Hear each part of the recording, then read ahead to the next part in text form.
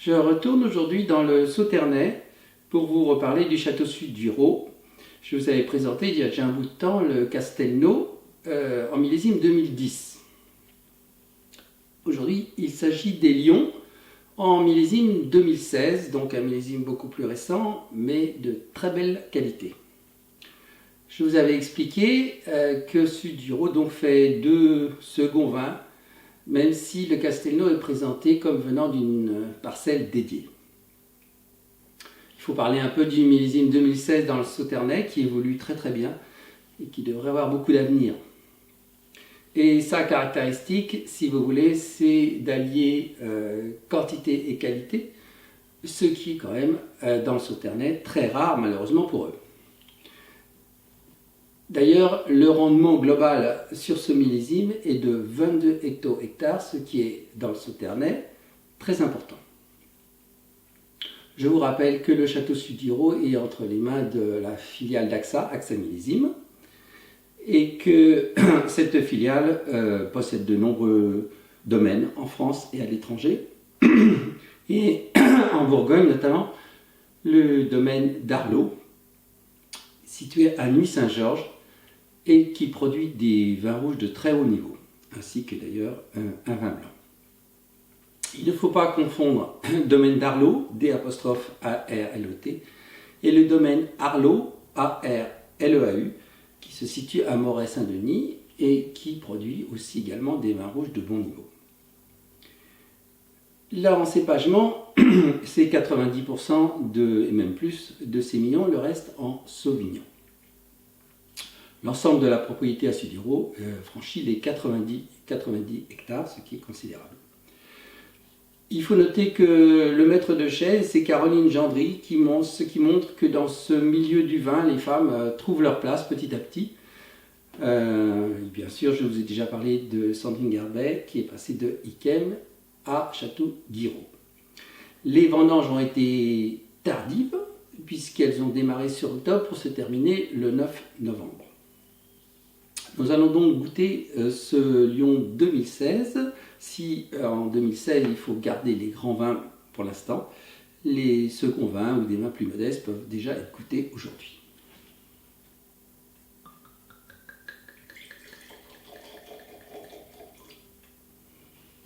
Belle robe, or léger, pas de reflet vert.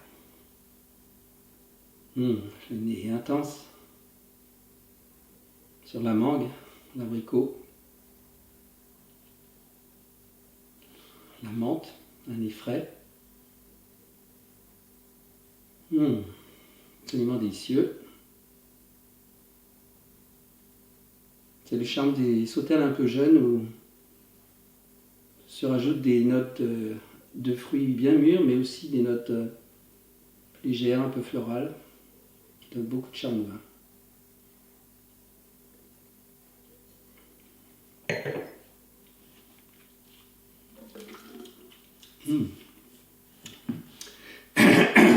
C'est fin, bien concentré.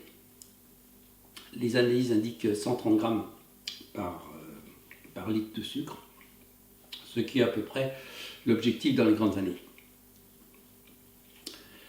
Le vin a vraiment une belle finesse. Et on sent aussi l'élevage de qualité, parce qu'il y a quand même 50% de bois neuf dans les barriques. Et c'est un vin qui va être absolument délicieux pendant plusieurs années, même si moi je le trouve très bien actuellement. Alors, je voudrais profiter de cette dégustation pour vous parler, après on vous a parlé de l'alcool et de son métabolisme, de vous parler du sucre.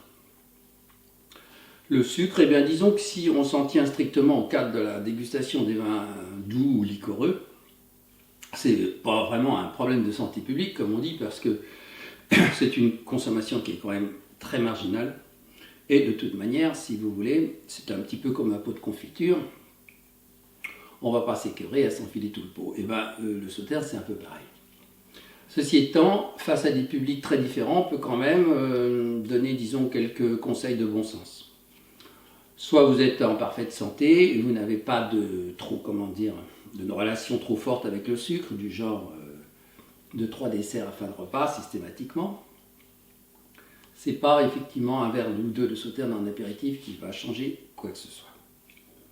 Ensuite, un public un peu intermédiaire qui doit commencer à faire attention. Alors soit c'est parce que votre médecin vous a gentiment signalé que votre glycémie avait tendance un peu à grimper, soit alors c'est une démarche personnelle liée notamment aux calories, aux prises de poids. Il est bien évident qu'à ce niveau-là, il faut quand même faire plus attention. Et l'idéal est donc quand même de prendre le verre de sauterne à la place du dessert en fin de repas, parce que le sucre se mêlant au bol alimentaire, la glycémie monte moins vite. Enfin, dernière catégorie, les gens qui ont des pathologies genre diabète. Évidemment, là, il faut faire extrêmement attention et ces vins-là sont quand même pas conseillés, c'est une évidence. Alors, il leur reste quand même un joker, c'est la dégustation au sens strict et on recrache. Je voulais aussi vous expliquer 2 ou 3 choses sur le métabolisme du sucre. Donc nos cellules ont besoin de sucre, lequel? Le glucose. Et en fait, nous ne mangeons pas tellement de glucose pur en fait. Il y a bien sûr l'exemple du miel. Mais grosso modo, nous absorbons des sucres sous forme de sucre complexe, de sucre condensé, qui sont les amidons. On trouve dans les farines des céréales, des légumineuses et aussi dans des fruits comme la banane. La banane pas mûre est pleine d'amidon et au fur et à mesure de la maturité, l'amidon se transforme en sucre. Ces molécules de sucre condensé sont une source intéressante de sucre parce que se transforment dans la digestion de manière assez lente en glucose et évitent donc les pics de glycémie que notre organisme n'apprécie pas du tout. Parce qu'à chaque fois, notre pancréas est sollicité pour produire de l'insuline et calmer le jeu. Et à ce petit jeu-là, au fil des années, ça peut provoquer des problèmes. Parce que, en fait, si nous naissons tous égaux en droit, pour ce qui est du corps, c'est toute autre chose. Donc nous avons des points forts et des points faibles, ça c'est sûr, et on s'en rend compte souvent qu'au fil des années. Les dermatologues partent souvent du capital soleil, en expliquant que les peaux claires sont beaucoup plus fragiles que les peaux sombres. Ça, c'est assez intuitif.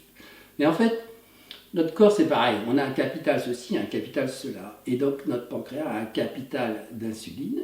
Et évidemment, une fois qu'il est au bout du rouleau, on commence à avoir des ennuis. Donc, on a tout intérêt à quand même faire attention sans tomber dans la vie de moine, bien sûr. À bientôt.